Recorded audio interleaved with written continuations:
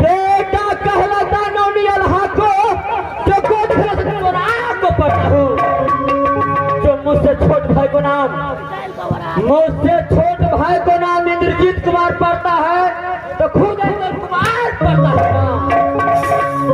जो खुद नाम इंद्र कुमार पढ़ता है, जब मैं राजमहप्पा के अंदर पैदा लिया, जब मैं 10 वर्ष का था और इंद्रजीत 5 वर्ष का, तो प्रेम का चंडाल चाचा दो सिंह ने नाम लिखा दिया कहाँ, तो ही मधुपुर कॉलेज। जाते जाते समय बोला कि देखो बेटा इंद्रजीत, रे कान खोल कर सुन ले, जब तक मोहब्बा से रुदल नाम का पैमाना नहीं जाए, तब तक मोहब्बा वापस मत आना। जिस दिन बिना ऑर्डर के मोहब्बा वापस आ गया, सबका बरगाद में टांग 12 बरस गुजर चुका है, अभी तक मोहब्बा से ना कोई चिट्ठी ना कोई खबर आया है। ठीक है, इस वक्त इंद्रजीत को आवाज लगाता हूँ, दोनों मोहम्मदपुर कॉलेज चलेंगे पढ़ने के लिए।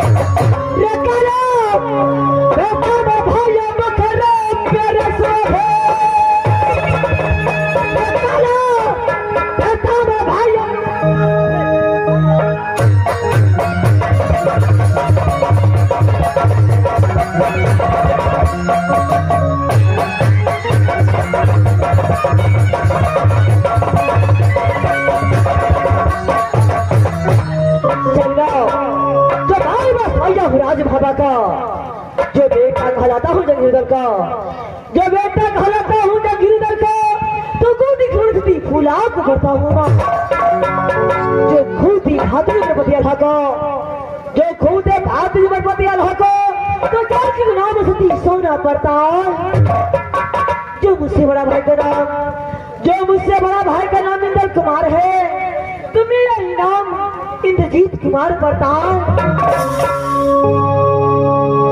चलो एक समय का बात है, जब मैं 5 वर्ष का था तो पिताजी ने मधुपुर कॉलेज में एडमिशन करा दिया और जाते जाते बोल गए कि बेटा इंद्रजीत ये कान खुल के सुन ले कि जब तक राज महापा से मधुपुर कॉलेज रूट नाम को पढ़ा नहीं जाए तब तक तुम दोनों यह नहीं सकता। अगर बिना ऑर्डर किया गया तो सरकार को भी उठा देगा। लेकिन हे परमात्मा, आज 12 वर्ष मधुपुर कॉलेज में बीत चुका है, अभी तक ना कोई चिट्ठी ना कोई खबर आया।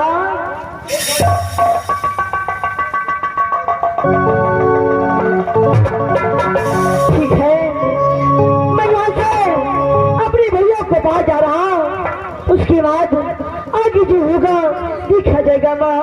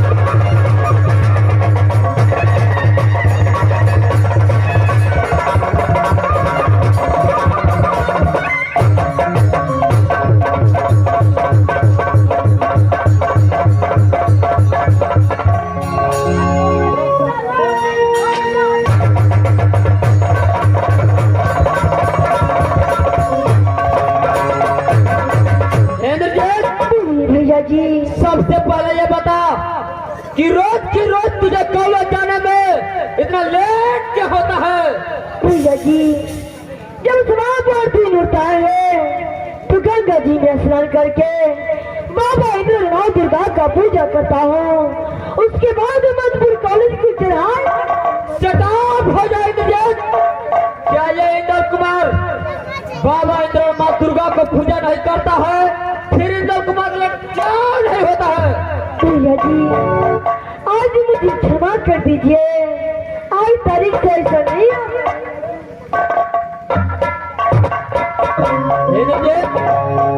तू मेरा छोटा भाई है, इसलिए आज मैं तुझे माफ कर देता हूँ। आज तारीख से कदापि नहीं होना चाहिए। ठीक है भैया जी। मधुपुर कॉलेज का बहुत लेट हो चुका है, यहाँ से दोनों भाई मधुपुर कॉलेज चलो पढ़ने के लिए। भैया जी, आज मुझे पढ़ने लिखने में दिल नहीं लगता है भैया। आखिर कारण क्या है जो आज तुझे पढ़ने लिखने में दिल नहीं लगता है? भैया जी, मुझे माँ पिता को बहुत याद आ रहा है, मुझे एक रात कर छुट्टी दो, मैं अपने माँ और पिता से उनके आँख को पार चला।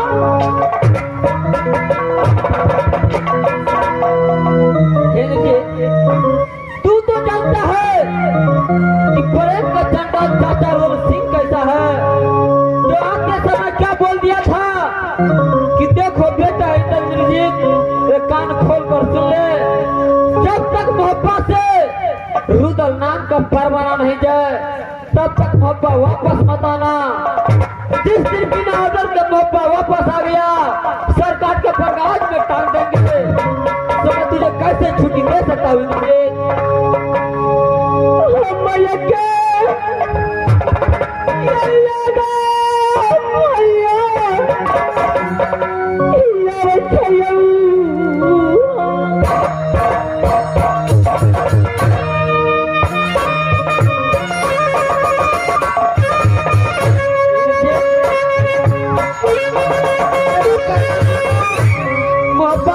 भूल जाओ।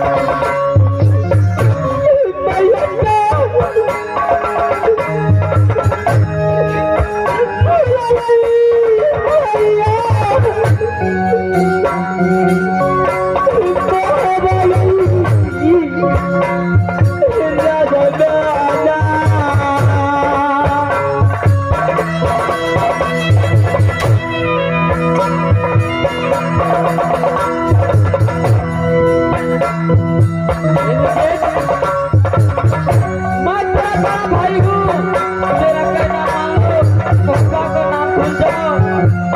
क्या पलट का झटका कर थी, मुझे काफी छोड़ नहीं सकता